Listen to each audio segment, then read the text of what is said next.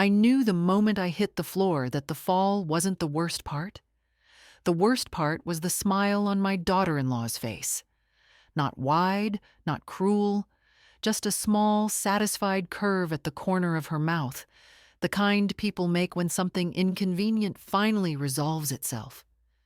I saw it through the blur, through the pain in my hip, through the dull ringing in my ears, and as I lay on the cold wooden steps, the only clear thought I had was, so that's how little my life weighs in her eyes. I didn't scream. At 67, pain feels almost familiar, like an old neighbor that barges in without knocking. But humiliation, that one I never learned to tolerate. I tried to push myself up with my hands, but they trembled under me, useless. My leg refused to cooperate. My breath came out shallow. "Are you all right?" Melissa's voice floated down from the landing, too smooth, too calm. She didn't rush. She didn't kneel. She didn't even sound surprised, just curious, mildly amused. I need a moment," I managed to say, tasting dust. "Of course," she replied, tapping her nails lightly on the railing. The sound was steady, rhythmic, almost bored. These stairs really are dangerous. "We've talked about that, remember?" No, she talked about it. And she didn't mention danger back then, only how women of my age should consider moving somewhere without stairs, for everyone's peace of mind. My son, Daniel, had nodded along the way. Tired men nod to their wives, thinking they're choosing harmony over conflict. I didn't blame him then. Now, I wasn't so sure. The pain sharpened, a thin, hot line shooting from my hip into my ribs. I shifted, and the world tilted. Melissa stepped down 2 steps, not to help me, but to get a better view. "I'll call Daniel," she said, already pulling out her phone. "He'll want to know you fell. It's really concerning, Margaret. Honestly, I've been saying it for months." I swallowed the bitterness rising in my throat. "It was an accident." She smiled again, a faint, victorious smile. "Yes, exactly. An accident." I closed my eyes for a second. I thought of my husband, gone these 12 years, of the home we built together, one paycheck at a time, of these stairs he varnished every spring, even when arthritis stiffened his fingers. I thought of how I used to run up and down them carrying laundry baskets twice my size when Daniel was small. Daniel, my only child. The boy who once cried when he scraped his knee and begged me not to leave his side. The man who now needed his wife's permission to decide how much space I was allowed to take in the world. Melissa finally crouched, but not close enough to touch me. Close enough only to observe. "You really shouldn't live alone anymore," she murmured. "This proves it." No. This proved something else entirely. But the pain was too sharp for me to argue. I breathed slowly, letting the dizziness settle enough to move. "Help me up," I said quietly. "Oh." She blinked once, as if the idea had only just occurred to her. Right. Her hands were cool, reluctant. She grasped my elbow, not to support me, but to guide me like fragile cargo that might crumble if handled with care. I pushed myself up, using the railing, my jaw clenched. Once I stood on steadier footing, Melissa stepped back immediately, as if proximity to me might stain her. "I'll tell Daniel to come by tonight," she said, adjusting her sweater. "We need to discuss next steps." "Next steps," I repeated, forcing my breath to even out. "Yes, living arrangements, safety, responsibility." That last word lingered, accusation disguised as concern. I nodded slowly, though inside something was shifting. A quiet, unfamiliar movement, like a heavy door creaking open after years of rust. Pain has a way of sharpening truth, and the truth was this. I had ignored too many signs, forgiven too many tones, swallowed too many small humiliations for the sake of keeping peace that no longer existed. Melissa looked almost pleased with my silence, as if she interpreted it as surrender. She didn't know me. Not really. I gripped the railing, steadying myself. I felt the bruise blossoming beneath my skin, the ache settling into my bones. But there was something else, too. A steadiness, a clarity. Accident or not, this fall had shown me the truth I'd been reluctant to name. In this house, my own house, I was becoming a guest who overstayed her welcome. And something in me, something older and stronger than pain, refused to accept that. I took a careful step forward, one hand still on the railing, the other pressed to my ribs, feeling the tender throb. Melissa was already halfway down the hallway, phone against her ear, her voice brightening at the sound of Daniel picking up. Her shoulders straightened, her steps lighter, almost triumphant. I stood there for a moment, alone on the staircase, breathing through the pain, letting each second settle inside me. The bruise would heal. But what her smile revealed, that would take longer to mend. I made my way down the last step slowly, one foot at a time, and reached the bottom just as Melissa said, "Yes, Daniel." She fell again. I didn't correct her. The pain was loud, but my resolve was louder. And for the first time in a long time, I felt something that had nothing to do with fear. I felt myself coming back. By evening, the bruise had spread across my hip like a dark, blooming shadow. I moved slowly, leaning on the kitchen counter to steady myself while the kettle hissed. The house felt different, quieter than usual, though it had always been quiet. Maybe it was me who had changed. Maybe silence had never felt this heavy before. Melissa had left shortly after the call to Daniel, promising he would handle everything. She said it with the same tone you use when talking about fixing a broken appliance.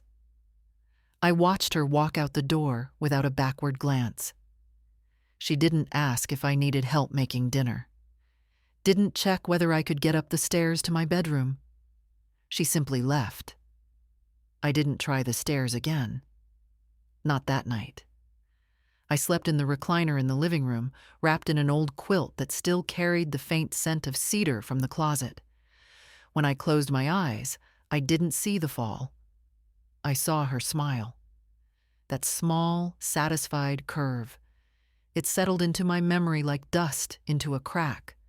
Quiet, but impossible to ignore. Daniel arrived the next morning, earlier than I expected. He didn't knock. He never knocked anymore. He walked in calling, "Mom?" As if I were the one intruding in his space, not the other way around. "I'm in here," I answered. He stepped into the living room, took one look at me, and let out a sigh that wasn't concern. It was frustration. "Why didn't you call me last night? I told Melissa to stay with you, but she said you insisted on being alone." I watched him put his hands on his hips, the way he used to when lecturing his children. "I didn't insist on anything, Daniel. She left because she wanted to go." He frowned slightly, that familiar crease forming between his brows, a crease he'd gotten from me. "Mom, please don't make this more complicated. Melissa said you were shaken up and didn't want anyone fussing. She was trying to respect your wishes." I didn't argue. I didn't trust my voice not to crack, and I wouldn't give either of them the satisfaction of seeing me shaken. Instead, I shifted, and pain shot up my side. Daniel finally noticed. "Let me see," he murmured, kneeling to look at my bruised hip. For a moment, he was the boy I remembered, The one who used to bring me dandelions from the yard and say they were special flowers for special people. But the moment passed quickly. "This isn't good," he said. "You're getting older, Mom. These falls, they're signs. You can't keep living like nothing's changed." "I had one fall," I said quietly. "No," Daniel corrected. "You had another fall. Melissa told me about the one last winter." "That wasn't a fall. I slipped on the doormat because you tracked snow inside." He blinked, caught between memory and the version Melissa had given him. Perhaps it was easier for him not to sort out the difference. He sighed again. "Mom, Melissa and I just want what's best for you. This house," he looked around, as if seeing it for the first time. "It's too big, too old, too many hazards." "For whom?" I asked. "For you? For her? Or for me?" Daniel shook his head, already tired of me. "For all of us. If something happens to you, we're responsible. You understand that, right? It's not safe for you to be alone anymore." I let his words settle. Safe, responsible, concern. They were familiar terms, ones Melissa used often, like a script she'd rehearsed. He continued, "Melissa and I have been looking at assisted living options. Places where you'd have help, where you wouldn't risk injuring yourself. There's one just 15 minutes away from our house. It's beautiful, really." The ache in my hip was nothing compared to the ache in my chest. "You've already been looking?" I asked softly. Daniel hesitated just long enough for me to know the truth. "We wanted to be prepared, that's all. Prepared. To move me. To remove me." I folded my hands in my lap to keep them from trembling. "Daniel, I'm not leaving my home." He looked at me with a mixture of pity and annoyance, the same way Melissa often did. "Mom, be reasonable. You're getting older. Things happen. You have to be practical." I wanted to tell him that practicality had raised him, that practicality had kept the lights on when his father died, that practicality had sent him to college, paid for his textbooks, helped with his first down payment. But I knew he'd forgotten all that. Not out of malice, out of convenience. "Let's just talk about it later," he said, standing. "I'll drive you to your appointment this afternoon. Melissa scheduled it." "My appointment?" "With the doctor. To assess your mobility and, well, everything." "Everything," I repeated. Daniel bent to kiss my forehead, but his lips only brushed the air inches above me. Then he hurried out, already on his phone with Melissa, reporting back like a man giving updates to his supervisor. When the door shut behind him, the house fell silent again. I exhaled slowly. The pain in my hip pulsed, steady as a clock.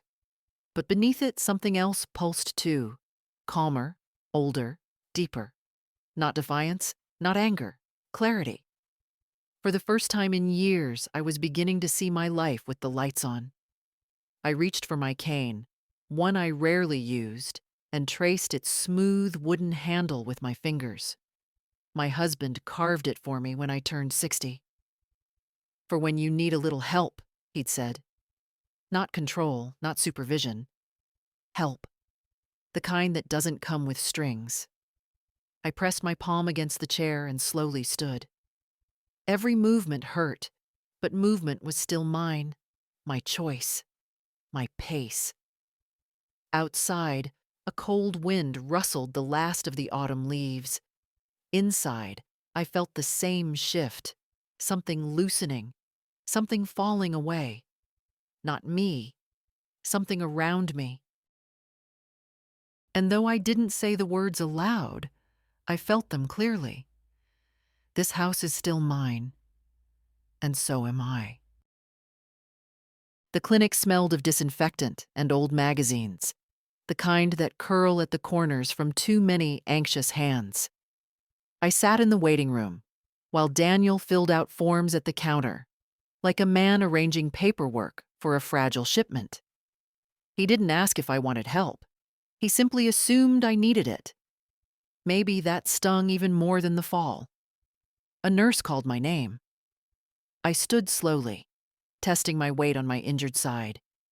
The pain was sharp but familiar now, something I could navigate.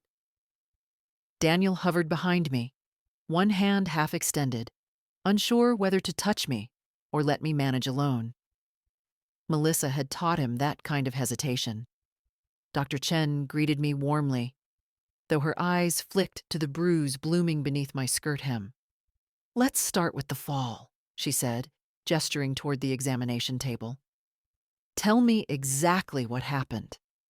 I told her. I didn't embellish. I didn't accuse. I didn't mention Melissa's smile, though it tried to claw its way out of my throat. Dr. Chen examined my hip, pressed gently along the bone, and nodded. "It's a painful bruise, but no fracture. You were lucky, Margaret." Lucky. That word had never felt so heavy. She asked about dizziness, confusion, memory lapses. I answered clearly, steadily, watching her check boxes on her chart. Daniel sat in the corner, arms crossed, as if he already expected the results to confirm whatever Melissa had planted in his mind. "And cognitively," the doctor said, "you're perfectly sound. No signs of impairment." Daniel looked up. Just a flicker of surprise, but a flicker was enough. Dr. Chen continued. "Your fall appears to be exactly what you described. An accident. Stairs can be hazardous, especially with the glossy finish yours have. A simple slip." I felt warmth rise in my chest. Not pride. Validation. Someone believed my version of my own life. But Daniel shifted uncomfortably. "Are you sure? She's had other close calls." "No," I cut in gently. "I've had other winters. Big difference." Dr. Chen glanced between us, sensing the tension. "Margaret is fully capable of living independently. With a cane for support while she heals, she should be fine. No medical need for assisted care at this time." At this time. Doctors always choose careful words, but even in her caution, the meaning was clear. I wasn't helpless. I wasn't failing. Daniel rubbed his forehead, the way he does when something disrupts the narrative he's already settled into. "Well, okay, but we still need to talk about long-term safety." I felt myself stiffen, but Dr. Chen stepped in. "Long-term decisions should respect the patient's autonomy, and Margaret is fully capable of making her own." He nodded politely, but I could see Melissa's shadow behind his eyes. He wasn't convinced. After the exam, the nurse handed me written instructions, though I didn't need them. Rest, ice, careful movement. I'd managed worse before. Grief, poverty, loneliness. Bruises heal. The other things just settle deeper. When we reached the parking lot, Daniel finally spoke. "Mom, this doesn't change the fact that we're worried." "No," I said quietly. "It only changes the fact that you're wrong." He opened his mouth, then closed it again. Silence stretched between us, thin and fragile, like a sheet of frost. "I'll check on you tonight," he said, and I heard the unspoken Melissa told me to. "I'll be fine," I answered. He drove away, and I stood there for a moment, letting the wind cool the ache in my hip. The sky was gray, the kind of dull winter sky that never fully brightens. But strangely, I felt lighter than I had in days. Because someone had finally spoken the truth aloud. I wasn't losing my mind. I wasn't incapable. And I wasn't as alone as Melissa hoped I'd feel. But something else settled inside me too. A quiet warning, sharp and steady. People don't smile the way she did unless they already have a plan. and I had a feeling that my fall was only the beginning of hers. Daniel stopped by that evening just as I expected, not with flowers, not with dinner, but with a tone already shaped by someone else's voice. He stood in the doorway, shoulders tense, hands buried in his coat pockets. He used to come inside without thinking. Now he waited for an invitation, as if politeness could mask the purpose of his visit. "Mom," he said, exhaling sharply, "we need to talk." There it was, his favorite phrase when the real voice behind him wasn't his own. "Come in then," I replied, stepping aside. He walked past me, scanning the living room the way people do when they're looking for confirmation of their fears, or the justification for them. The cushions slightly askew, a blanket on the recliner, the cane leaning near the armrest. To him, each item was another argument in Melissa's arsenal. He sat, but he didn't relax. "I spoke with Melissa. She's really worried about you." "I've noticed," I said quietly. He didn't catch the tone, or he chose not to. "She thinks you're minimizing the fall. And honestly, I think you are too. You could have broken your hip, Mom. You were alone. Anything could have happened." I folded my hands in my lap. "It was an accident, Daniel." The doctor confirmed that. He waved this away, not angrily, but impatiently. Doctors look at the medical side. They don't consider the bigger picture. You're getting older. Things change. Age again. It always came down to that. A lifetime of strength reduced to a number. "Melissa thinks it's time to plan ahead," he went on. "We can't just wait for something worse to happen." I let out a slow breath. "Tell me what Melissa thinks, since that seems to matter more than what I think." He paused, just a flicker, but long enough for me to know I had struck something true. "She thinks," he said carefully, "that the house is too much for you. The stairs, the yard, even the kitchen. There are hazards everywhere. And she's right. I don't want to see you hurt, Mom. I can't go through that again. Again." He said it as if he had been the one lying in pain on the floor. "Assisted living isn't what it used to be," he continued. "They're beautiful places now. Activities, meals, safety. You wouldn't have to worry about anything. Except losing my independence, my home, my dignity." "Daniel," I murmured, "do you hear yourself? You're talking as if I were helpless." "You fell," he insisted. "People fall," I countered. "You fell off the porch when you were 10. I didn't try to move you to a safer home." "That's not the same. It feels the same to me." He leaned forward, elbows on his knees, hands clasped like he was holding himself together. "Mom, I love you, and I want to help you before anything worse happens." "I know you love me," I said softly, "but I don't think you see me anymore. You see whatever Melissa tells you to." His jaw tightened, not in anger, but in shame he didn't want to name. "She's not the enemy," he muttered. "I never said she was. But you act like she wants to control your life." I looked at him steadily. "Doesn't she?" Silence stretched between us. He didn't answer because he couldn't. Not honestly. He rubbed his palms together, restless. "I'm just asking you to consider it," he said finally. "For your own good. My own good." The phrase tasted metallic. I pushed myself up slowly, testing the steadiness of my legs. "Daniel, when I need help, I will ask for it. But I am not a problem that needs solving." He followed me with his eyes, and for a moment I saw the uncertainty flicker again. The boy in the man, confused by love, twisted into fear.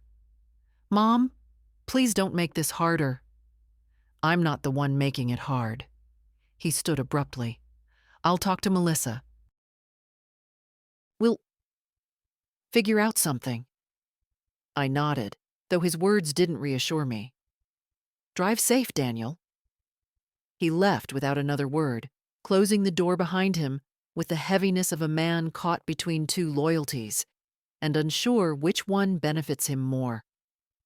I sank back into my chair, my body aching, but my mind sharper than it had been in years. Daniel wasn't cruel. He wasn't heartless. But he was weak where Melissa was strong. And weakness in the hands of the wrong person can do more damage than malice ever could. Outside, the evening darkened, shadows stretching across the walls like long fingers. I wrapped the quilt tighter around my shoulders and let the quiet settle. They were planning something. I could feel it. And for the first time, I admitted to myself, I needed to be ready. 2 days passed, and not once did Melissa bring the children by. That alone wasn't unusual. She always had reasons ready, small, polished excuses she thought sounded thoughtful. But this time, the silence was different. Intentional. Calculated. Even the kids' usual text messages didn't come, and it wasn't like them to forget. I sat at the kitchen table after dinner, waiting for the pot of tea to steep, when my phone buzzed. My heart gave a tiny, hopeful jump. My granddaughter Chloe, maybe. She had her grandfather's tender way of checking on people. But the screen showed Melissa's name. "We're keeping the kids home this week," the message read. "They don't need to see you while you're still unstable after the fall." Unstable. That word hit harder than the staircase. I read it twice, then a third time. She didn't bother with warmth, not even a polite patting around the insult. Just the blunt suggestion that I was unsafe to be around my own grandchildren. I typed slowly. "I'm fine." The doctor cleared me, then erased it. Melissa didn't write messages to discuss. She wrote them to define the situation. I set the phone down and inhaled deeply, letting the rising steam from the kettle ease the tightness in my chest.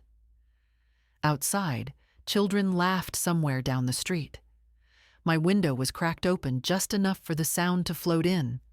Light, careless voices. The kind that had once filled this house every Sunday afternoon. I'd always believed you could measure the health of a family by the sound of its children. Lately, mine were getting quieter. That evening, Daniel called, the conversation stiff and quick. "Melissa thinks it's better to give you space while you recover," he said, as though the idea weren't absurd. "I don't need space from the children." "They'll come by next week," he replied, not committing to anything. "Let's just take things slowly." "Slow for whom?" I asked. He didn't answer. When he hung up, I stared at the quiet phone in my hand, feeling something cold settle in my stomach. They were isolating me. A classic tactic. Distance the problem, then redefine the narrative around her absence. I had watched enough of Melissa's patterns to recognize when something was shifting into place. The next morning, wanting some air, I stepped onto the porch with my cane and eased myself down the steps. The sky was pale and cloudless, the kind of brittle cold that prickles the cheeks. As I made my way down the walkway, I heard a familiar voice call out, "Margaret, is that really you walking around on your own?" It was my neighbor, Audrey Bennett, a widow in her 70s with a sharp gaze and a sharper tongue. She crossed the street toward me, grocery bag in hand. "I heard about your fall," she said. "Melissa told Patrice at the salon. Sounded like she made it seem a lot worse than it was." I snorted softly. "I'm fine. Just bruised." Audrey studied me for a moment, narrowing her eyes. "You look steady enough. Better than Melissa described." Of course she did. Melissa had a way of painting pictures with just enough truth to hide the intention behind them. She's been very insistent, Audrey went on, lowering her voice. Told Patrice she's worried you can't manage anymore, that Daniel's under a lot of stress because of you. Stress. Another word that didn't belong to me, yet was suddenly pinned onto my shoulders. I thanked Audrey and made my way back inside, once the cold began to seep through my coat. Her words stayed with me long after I settled into my chair. By late afternoon, I started noticing another change, small but unmistakable. Messages from my grandchildren that normally came daily didn't. Chloe always sent me photos of her drawings. Evan liked to show me whatever Lego monstrosity he'd built. Nothing. I opened our group chat. The last message was mine, 2 days ago, a simple good night. No replies. Children don't stay silent on their own. Someone instructs them. I pressed a hand against my ribs, not from physical pain, but from the ache of something older. Something that comes when people you love begin quietly turning away from you. As evening approached, Melissa sent another message, this time with the precision of a woman laying bricks for a future argument. Daniel and I think it's best to limit visits for a while. The kids get upset when they see you struggling. It's confusing for them. We'll revisit this when you're more stable. Stable again, as if I were a table with loose legs. I put the phone face down on the counter. The house felt unfamiliar. Same furniture, same walls, same blankets folded neatly on the back of the sofa. But it didn't feel like mine tonight. Not fully. Something had shifted, and I could sense it as clearly as the cold air sneaking under the door. They weren't just keeping the children away. They were preparing the story that would justify keeping them away permanently. I poured a cup of tea, held it between my palms, and let the warmth settle into my bones. I had spent my whole life being careful, quiet, reasonable. But now I understood something I hadn't let myself face before. Melissa wasn't waiting for me to fail. She was building the case that I already had, and I wasn't going to let her finish it without a fight. Melissa chose Sunday dinner for her next move. She always preferred these soft light moments when Daniel felt nostalgic and open to suggestion, when the children were quiet with their homework and she could steer the whole family with a gentle hand on the wheel. I arrived with a tin of oatmeal cookies, still warm, and Melissa accepted them as if they were a mildly inconvenient delivery she hadn't ordered. "Come sit," she said brightly. "We've been talking about something important." Daniel gave me a small smile, apologetic, tired, already defeated. It told me the conversation had begun long before I walked through the door. We sat at the table. Chloe and Evan were sent upstairs to finish their reading, though they were already done. Melissa didn't want witnesses. She poured herself water with an air of ceremony, then folded her hands. "Margaret," she began, "we've had a thought about how to make things easier for you." Whenever she said for you, she meant for us. I waited. "These last couple of weeks have shown us how fragile things can become," she continued. "Illness, falls, unexpected issues. It's a lot for one person to manage alone." "I'm managing," I said. She smiled like someone indulging a stubborn child. "Of course you are. But Daniel and I feel it's time to think responsibly about your future. We want to lighten the burden on you." Daniel cleared his throat. "We don't want you to worry about bills or paperwork or, well, anything that could slip through the cracks." There it was. They always approached it slowly, like wading into cold water. Melissa leaned forward, eyes soft with rehearsed concern. So we've been talking to a consultant about a financial power of attorney. Daniel winced slightly, as if he'd hoped she'd phrase it more gently. Melissa continued smoothly. It would let Daniel handle your accounts, your decisions, your home maintenance, everything. You wouldn't have to stress about managing things anymore. I'm not stressed, I said quietly. Melissa waved this off. Everyone gets stressed, Margaret. Daniel's just better equipped now.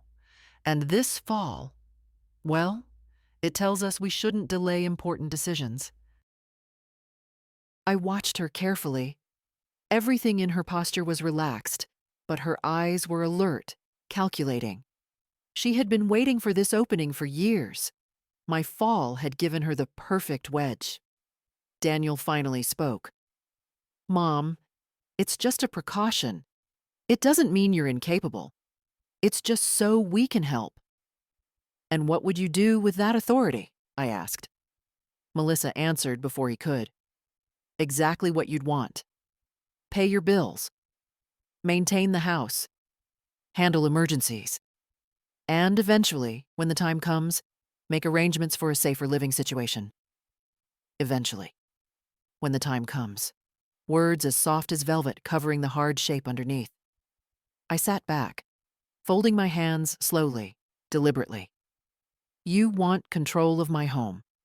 Melissa didn't blink. We want stability for everyone, and frankly, Margaret. Daniel is stretched thin, trying to keep up with your needs. Daniel looked down at his plate, guilt and discomfort warring across his face. You asked me to consider assisted living, I reminded them. Melissa nodded. Just consider. And the power of attorney would allow Daniel to handle the transition when you're ready. You won't have to worry about paperwork. It's an act of love, Margaret. Love. She used that word like seasoning, sparingly, only when it served her dish. I looked at Daniel. Do you think I'm incapable of managing my own life? He hesitated. Too long. I think. It's harder for you now. And what part is harder for me? Speaking, thinking, paying my bills, or simply disagreeing with your wife? Melissa stiffened, but only slightly. This isn't an attack, Margaret. We're trying to help you before things get worse. Worse? I asked. Or less convenient? Her lips pressed into a thin line. Daniel shifted, caught between us. I stood slowly, leaning on the table for balance. Thank you for dinner, but I'll keep my decisions and my home for myself. Melissa's voice sharpened, barely disguised under sweetness. You're making this harder than it needs to be. I met her eyes, calm as stone. Not for me. I turned toward the door. Behind me, the room stayed painfully silent. It was the silence of a plan interrupted, not abandoned. I didn't plan to tell anyone, not out of shame, but out of exhaustion. Some battles feel too old to speak aloud, but life has a way of placing the right person in your path when you most need them, even if you don't realize you need anyone at all. It happened on a Tuesday morning. I was trimming the dead stems off my rose bushes, moving slowly but deliberately, when I heard a familiar voice calling from the sidewalk. Margaret? Are you out here ruining those poor roses again?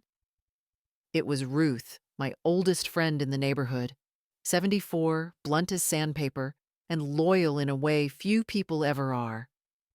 We'd shared coffee, secrets, and the quiet misery of widowhood for years. She knew how to read me better than most. I straightened with some effort. They're not ruined. They're disciplined. Oh, please, she snorted. You prune them like you're preparing them for military service. She came closer, eyes narrowing as she noticed the stiffness in my posture. You're moving like someone twice your age. What happened? I opened my mouth to give the easy answer, but the real one slipped out before I could stop it. I fell. Her whole expression changed. You fell? When? How? I hesitated. A strange, brittle fear fluttered in my chest. Not fear of the fall, but fear of saying too much. Because once spoken, truth becomes harder to ignore. But Ruth didn't look away, didn't soften her gaze out of pity. She simply waited, arms crossed, ready to fight whatever enemy I named. So I told her. Not everything. Not Melissa's smile. Not the power of attorney talk. Not the silent erasure of my place in the family. But enough. Enough for her to understand something was wrong. When I finished, Ruth let out a low, sharp breath. And Melissa just watched you fall? It was an accident, I said quickly. She didn't cause it. But she enjoyed it, Ruth countered. I can hear it in your voice. I didn't deny it. She stepped closer, lowering her voice. Margaret, I've been waiting years for you to see what that woman is. She's never liked that Daniel still cares about you. And she wants control of him, of the money, of everything with your name on it. Her words hit with the dull accuracy of truth I already knew, but hadn't allowed myself to say. She told people at the salon that you're declining, Ruth added, as if she's preparing them for something. For what exactly? I closed my eyes. If Melissa had been spreading that kind of narrative, then this wasn't spontaneous concern. It was groundwork. Ruth touched my arm lightly. You listen to me. Manipulative people like her, they start by making others doubt themselves. Then they cut off family. Then they get access to your accounts. I've seen it with 2 neighbors already. I opened my eyes. Daniel would never knowingly, she interrupted. But he trusts his wife more than he trusts his own judgment. And she knows that. Her certainty sent a chill through me. The truth was, I didn't need to be convinced. I had felt the shift long before this fall, little changes, subtle corrections, a slow reshaping of what I was allowed to say or feel. Melissa never pushed hard. She didn't need to. She only needed Daniel to lean slightly in her direction. Over time, the slight becomes a slope. Ruth squeezed my arm again. You must protect yourself, Margaret. Not from the fall, from the fallout. I swallowed. Protect myself how? First, stop telling them everything. Second, get your papers in order. Third, don't sign anything they bring you, no matter how sweetly they smile. She paused. And fourth, don't try to handle this alone. I looked at her then, really looked at her. Her hair was pulled into a loose bun, streaked with silver. Her mouth was set in that stubborn line I'd come to adore, and in her eyes was something fierce, protective, uncompromising. She wasn't just giving advice. She was giving warning. You understand me? She asked. I nodded slowly. Yes, and I meant it. Because for the first time since the fall, I realized something important. The danger wasn't the stairs. It was the story Melissa was writing about me, and it was time I stopped letting her hold the pen. I didn't sleep much after my talk with Ruth. Not from fear. Fear is sharp and quick, like a needle. What I felt was heavier, slower, something that settles in your bones when you finally stop pretending things are fine. I lay awake, listening to the old pipes hum through the walls, the same pipes Daniel once helped his father repair when he was barely tall enough to hold the wrench. The quiet made the memories softer, but it made the reality clearer. By morning, I knew what I needed to do. I called the attorney who handled my husband's estate 13 years ago, a calm man named Mr. Porter, whose voice always sounded like he carried a lantern through whatever darkness his clients wandered into. He answered on the third ring. Mrs. Hale, it's been a long time. Yes, I said. Too long, maybe. What can I help you with? I hesitated for a moment. This was the line you cross when you stop being hopeful and start being practical. I need to review my documents, and I need to understand what protections I still have. He paused, picking up something in my tone that I hadn't intended to reveal. Are you facing any pressure from family members? I let out a slow breath. Not directly. Not legally. Not yet. That means soon, he murmured. Come in this afternoon. We'll talk. I hung up, feeling strangely lighter. Not safe, but anchored. It's a small thing, knowing someone stands between you and the intentions of those who smile at you while moving the chess pieces behind your back. Before I left for the appointment, I decided to gather a few things: a copy of my will, the deed to the house, bank statements. I reached for the file drawer and noticed something odd. The stack of utility bills was slightly rearranged. Nothing was missing, but someone had thumbed through them. Someone who didn't live here. Daniel had stopped by the day before, just to check on me. He might have wandered through the kitchen, might have opened drawers looking for scissors, tape, anything. Or maybe he hadn't been wandering at all. Trust breaks slowly, then all at once. At the attorney's office, the waiting room smelled of lemon polish and old carpet. Mr. Porter welcomed me with that same steady warmth as always. He sat across from me at a polished wooden table while I told him everything except Melissa's smile. Some things I still couldn't force myself to say aloud. He listened without interrupting, just nodding occasionally, taking notes. When I finished, he folded his hands. Mrs. Hale, what you're describing is a pattern we see often. Subtle pressure, reframing of events, attempts to limit your contact with others. It usually precedes a petition for guardianship or power of attorney. I felt my stomach tighten. Hearing the words from him, not my fears, not Ruth's suspicions, hit differently.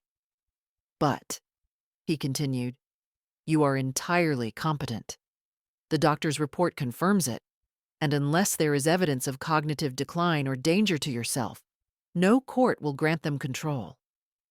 I exhaled slowly. And if they try anyway? He opened a folder and slid it toward me. Then we prepare. You update your will. Clarify your healthcare directives. And if necessary, we establish a trust that cannot be touched without your explicit consent. I touched the folder lightly. It felt heavier than paper. Also, he added, start documenting everything. Dates, comments, decisions they try to make for you. These patterns matter in court. Court. The word felt unreal, like something happening to another family in another town. But Melissa had already crossed the threshold of what decent people do. And Daniel, my sweet boy with the scraped knees and the dandelions, walked behind her with his head down, trusting the hand that led him. Before I left, Mr. Porter said one last thing. You're not alone in this, and you're not powerless. The words settled into me like warm stones. On the way home, the sky was the color of tin, low and heavy. I walked into my house, and closed the door behind me. For the first time in weeks, I didn't feel like a woman standing on the edge of something dangerous. I felt like a woman preparing. I didn't go digging for evidence. I wasn't hunting for secrets or trying to catch anyone in a lie. At 67, you don't go looking for trouble. Life hands you enough without asking.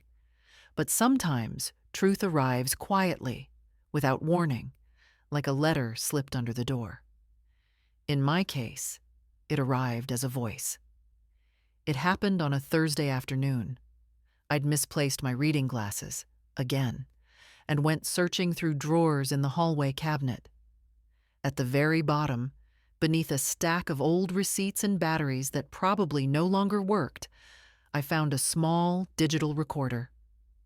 I hadn't seen it in years. It belonged to my husband once. He used it to record notes when he was repairing things around the house. I held it for a moment, remembering the warm rumble of his voice. Out of habit more than curiosity, I pressed play. The first few seconds were static. Then, Melissa's voice. Clear, sharp, crisp. I'm telling you, this fall was a blessing. She'll finally have to admit she can't manage on her own. My breath caught in my throat. I stood completely still, afraid even the sound of air moving might change what I was hearing. Another voice, my son's, came next, uncertain, quieter. Melissa, don't say it like that. She got hurt. She got bruised, Melissa corrected, her tone dismissive. And frankly, we needed an example. Something that shows everyone she isn't safe by herself. Now we have it. I sat down slowly on the bench by the door, recorder trembling in my hand. Daniel whispered, I don't like talking about my mother this way. Then stop making me do it, she snapped. I'm trying to protect our family. You know what happens if she has a serious accident? We're responsible, legally, financially, emotionally. All of it would land on us. She paused, then added in a softer, coaxing voice. You said yourself she's getting forgetful. I didn't say forgetful, Daniel replied. I said she repeats things sometimes. Melissa's tone brightened, almost triumphant. Exactly. Patterns. And now the fall. We can show the court she's declining. Court. The word felt like a blow. Daniel's voice wavered. Do you really think it'll come to that? It has to, Melissa said simply. If she won't sign the power of attorney, then we'll petition for guardianship. And honestly, after this fall, it shouldn't be hard. I stopped the recording. My hands were shaking. Not from age, not from pain, but from a kind of grief so deep it didn't even have edges. It simply spread, swallowing everything it touched. My son hadn't said much on the recording, but he hadn't stopped her either. That silence of his hurt more than her words, more than the fall, more than the smile. I pressed play again, needing to be absolutely sure. Melissa's voice returned, sharp as broken glass. She's lived her life. Now she needs to stop making ours harder. The sooner we take control, the better. Those words stayed in the air long after I switched the recorder off. I set it in my lap and closed my eyes. It felt strange, strangely clarifying, to hear the truth spoken aloud rather than whispered behind closed doors. Strange to feel validation and heartbreak arrive in the same moment. I wasn't imagining things. I wasn't overreacting. There was a plan, a strategy. A roadmap with one goal: remove me from my home and my life while keeping their hands clean. I opened my eyes and stared at the recorder, its metal surface catching a sliver of afternoon sun. This wasn't just evidence. It was the line, the moment where hope ends and resolve begins. I stood slowly, placing the recorder in a drawer where I could reach it easily, not hidden, not forgotten. Ready. For the first time in weeks, maybe months, my mind felt steady, clear, almost sharp. They wanted to build a case. Very well. So would I. The letter arrived on a gray morning, the kind where the sky looks like damp wool stretched too thin. I wasn't expecting mail. My bills come electronically, and my friends prefer calling to writing. So when I saw the thick envelope with the county seal stamped in blue, a chill moved through me. I knew before I opened it. I knew before my fingers even touched the paper. Inside was the official notice. A petition has been filed requesting a determination of incapacity and the appointment of a guardian. I sat down slowly at the dining table, the letter trembling lightly in my hands. The room felt smaller somehow, as though the walls had leaned in to listen. My name was typed neatly at the top, my address below it, and then the words that sliced through me like ice. Petitioners: Daniel Hale and Melissa Hale. Not just Melissa, Daniel too. For a long moment, I couldn't breathe. I had prepared myself for the possibility. I had braced for Melissa's next move, for the strategy she'd hinted at in her recorded conversation. But seeing my son's name printed beside hers, that felt like a fracture. Something clean, something final. I read the petition again, line by line. They claimed I was unable to safely manage daily activities, that I had demonstrated confusion and impaired judgment, that I had suffered multiple falls, that I was in denial of my declining condition. Each sentence was a quiet assassination, gentle words sharpened into weapons. They didn't accuse me of madness. No, Melissa was smarter than that. She painted me as fragile, confused, kindly framed in helplessness. A woman who needed saving for her own good, the kind of story courts like. But I wasn't helpless, and I wasn't alone. I folded the papers and placed them deliberately on the wooden table. Then I called Mr. Porter. His voice was steady, but I heard the tension beneath it when I told him what arrived. They moved quickly, he murmured. This means they believe they can convince a judge without resistance. Well, I said, they'll have resistance. He didn't pretend optimism. He respected me too much for that. We'll need to respond immediately. You'll attend the hearing. Bring the medical report. Bring the recorder. Bring anything that shows you are managing your life independently. I closed my eyes. I never thought it would come to this. No one ever does, he replied gently. But guardianship petitions are often less about care and more about control. Control? Exactly the word I had been avoiding, even as the truth circled me like a hawk. After hanging up, I sat for a long time without moving. The house was quiet, too quiet, the kind of silence that feels like a question. Did Daniel truly believe I needed this? Or did he simply believe Melissa needed him? I thought of his face at Sunday dinner, uneasy, conflicted, leaning toward the easier path rather than the right one. Melissa didn't need him to be cruel. She only needed him to drift. He drifted straight into this petition. The clock on the wall ticked softly, steady as a heartbeat. Outside, the neighborhood children ran past the window, shouting and laughing, their energy careless and alive. Life continued while mine was being quietly redrawn. But I didn't feel defeated. Not now. The fall had frightened me. The smile had hurt me. But this petition, ignited something I hadn't felt in years. A kind of fire that comes when you realize someone is trying to erase you politely. I stood, slowly but steadily, and placed the letter in a folder beside the recorder. Evidence. Proof. Pieces of the truth they hoped I would never gather. As I closed the drawer, my reflection caught in the glass. Lined face, silver hair, eyes sharp with clarity.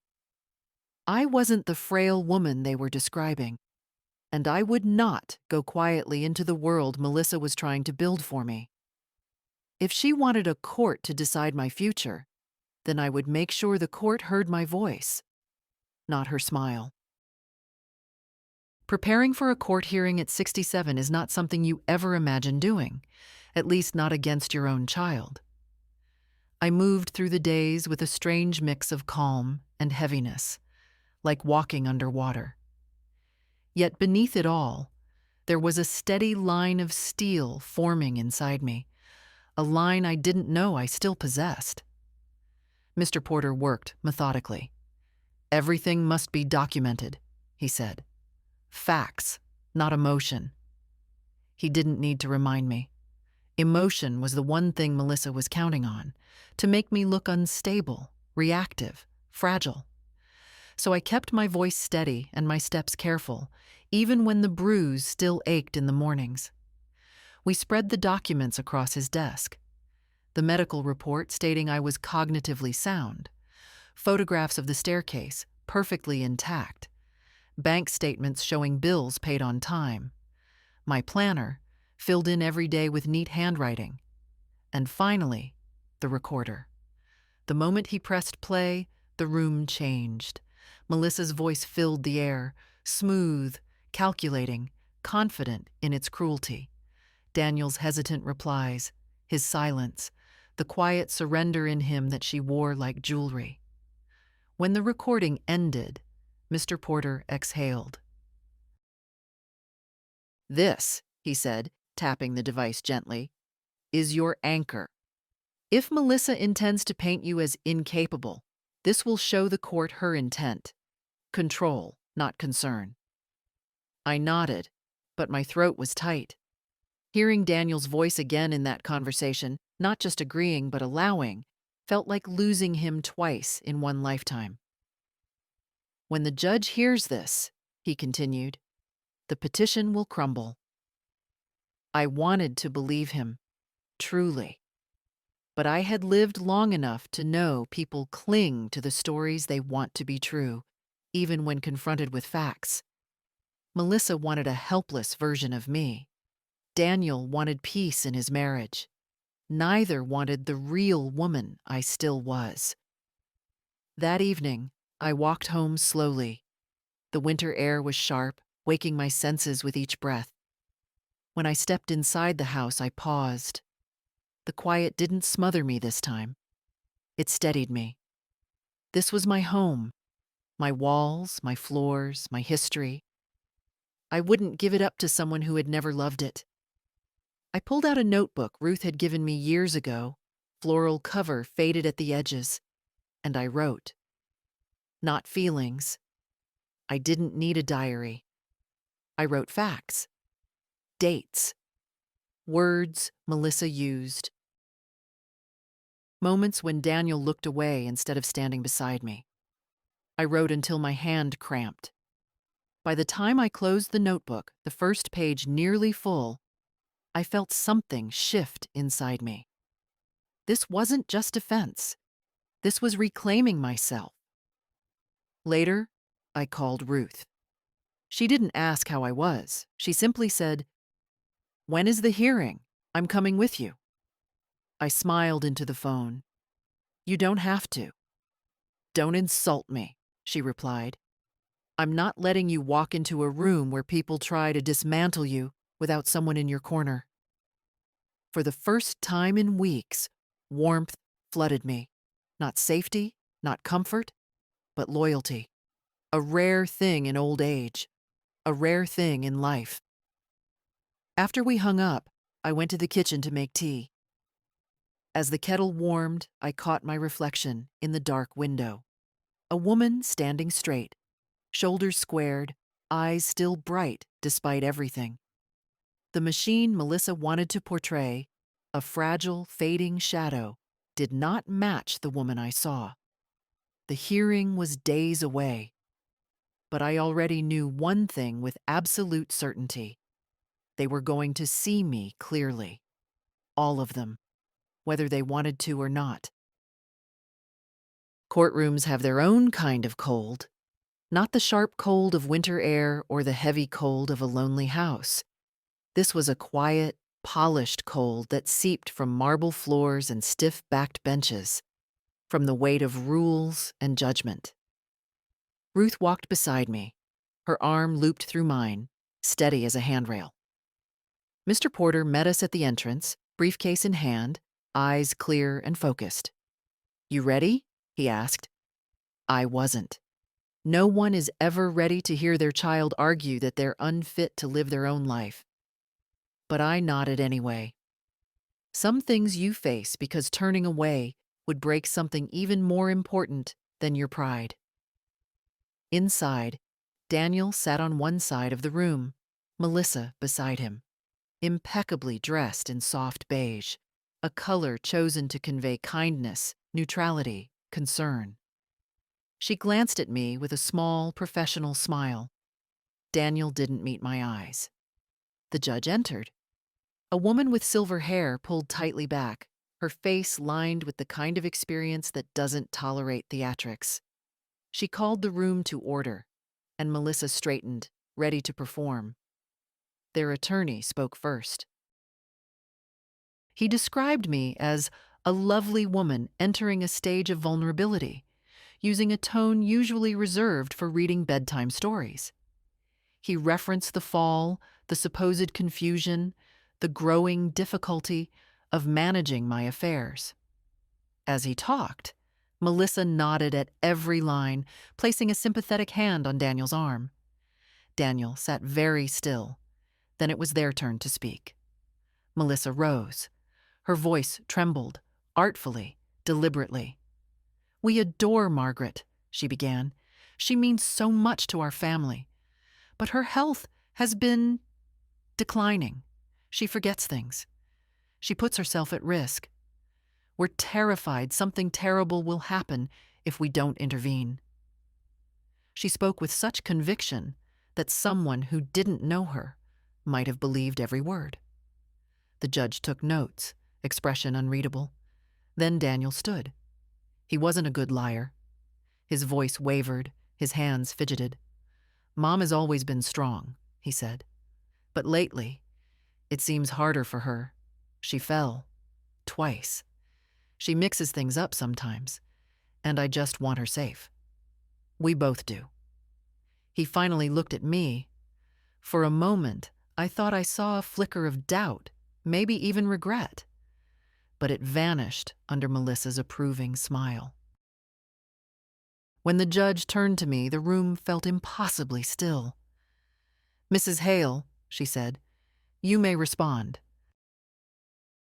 I rose slowly, using the cane not because I needed it, but because I refused to make my steadiness look like defiance. I wanted truth, not dramatics. "Your Honor," I began, my voice calm. "Getting older is not the same as losing oneself. I had one fall. The doctor confirmed it was an accident and that I'm fully competent. I pay my bills. I manage my home. I take care of myself." I saw Melissa shift, uneasy.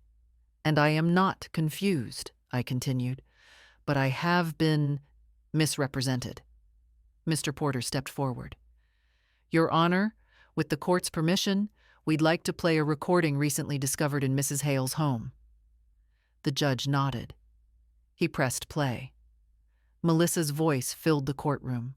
Cold, calculating, confident. "This fall was a blessing. She can't manage on her own. We can show the court she's declining. It shouldn't be hard." Daniel's quiet agreement. His silence when he should have objected. His weakness used as leverage. When the recording stopped, the room was so silent I could hear my own pulse. The judge looked at Melissa first. Her expression didn't soften. It sharpened. "Mrs. Hale," she said, "do you care to explain this?" Melissa opened her mouth, but no sound came. Daniel's face went pale. The judge leaned back slightly, eyes narrowing. "This recording suggests intent not to protect, but to control, and possibly to manipulate the court." She glanced at me then, directly, respectfully. "Mrs. Hale, thank you for your clarity today." My hands trembled just slightly, but I kept them folded. For the first time since the fall, I felt the ground beneath my feet steady itself. The truth was no longer just mine. It was in the room now, and it was loud. Judges don't raise their voices when they're truly displeased. They grow quieter, more precise. The judge that morning spoke with a calm so sharp it felt like a polished blade. "I am denying the petition for guardianship," she said, her gaze fixed on Melissa first, then on Daniel. "The evidence presented shows no basis for claiming Mrs. Hale is incapacitated. In fact," she tapped the papers before her, "the medical report and recorded conversation suggest the petition may have been motivated by something other than concern." Melissa's lips parted, but no sound escaped. Daniel looked like a man who'd taken a step onto ice that cracked beneath him. The judge continued. "Mrs. Hale is competent. She is capable. She is maintaining her home and affairs. This court will not remove her rights." My cane rested lightly against my hand. I didn't lean on it. I stood tall, steady, not triumphant, simply present. "Furthermore," the judge added, "this court is deeply troubled by the recording." Her eyes narrowed at Melissa. "It suggests deliberate manipulation and an intent to mislead." "Guardianship petitions are not tools for convenience or control." Melissa swallowed hard, a tiny flicker of fear crossing her face. Daniel shifted beside her.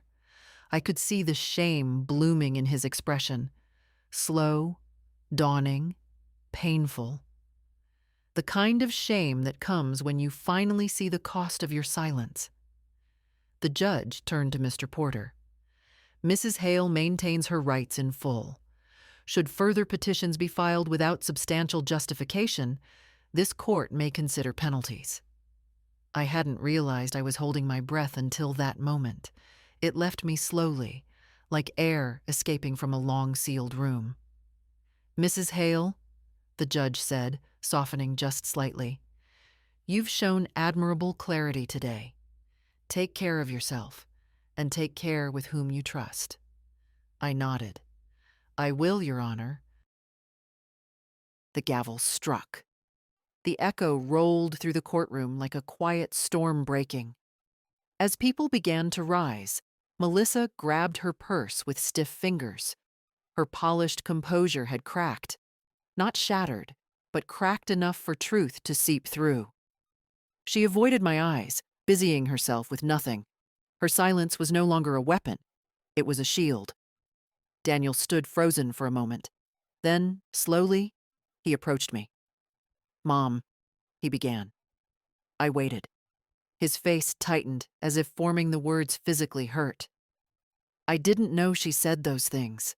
I didn't know she meant it that way." But he had known enough. Or he should have. "You signed the petition," I said gently.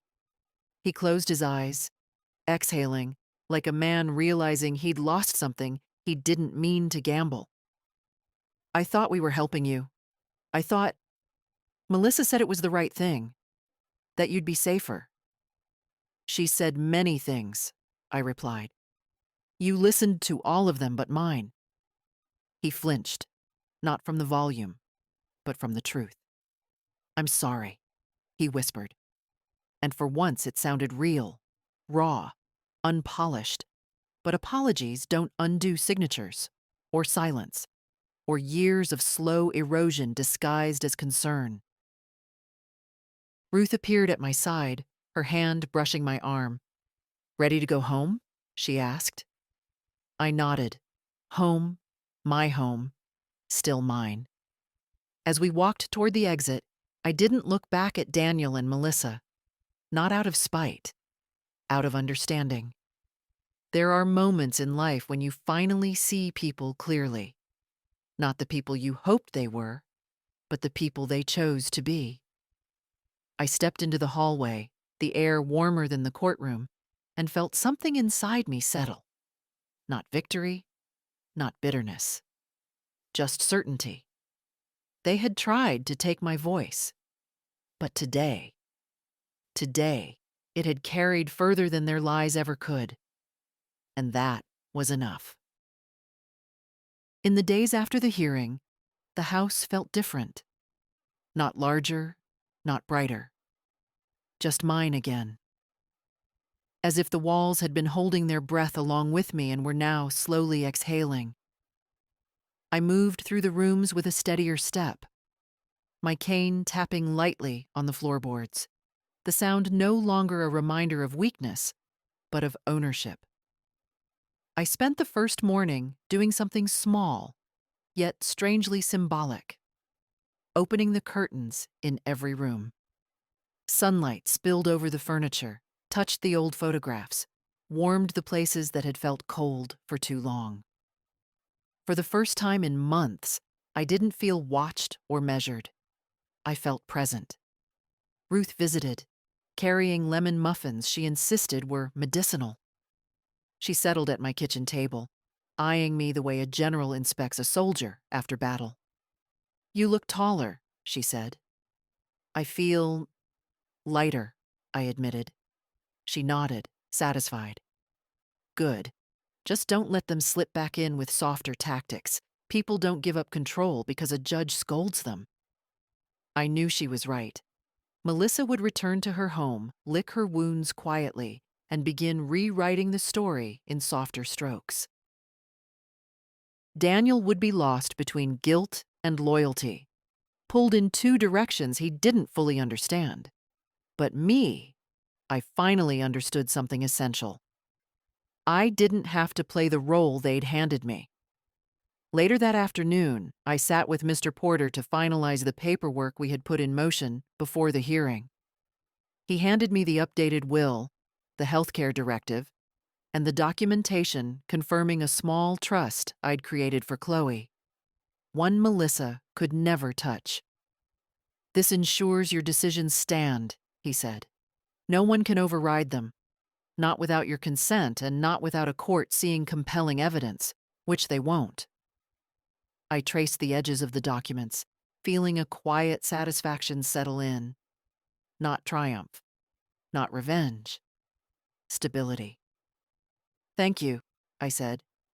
"You did the hard part," he replied. On the way home, I stopped by a garden shop and bought a new pair of gloves. My husband used to tease me about how I wore through gardening gloves faster than most people wore through shoes. I smiled at the memory, bittersweet and warm. When I returned, Daniel's car was parked at the curb.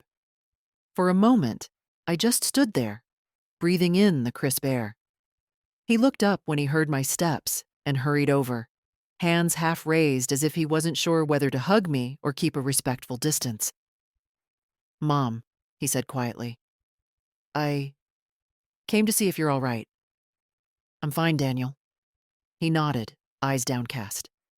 The silence stretched, but I didn't rush to fill it. I had spent too many years cushioning his discomforts. Finally, he spoke. "I'm sorry. For everything." His voice cracked. I didn't know how far Melissa was willing to go. I should have stopped it. I should have listened to you. I looked at him, not the man he'd become under Melissa's shaping hand, but the boy he once was. The boy who trusted me, who believed I could fix anything.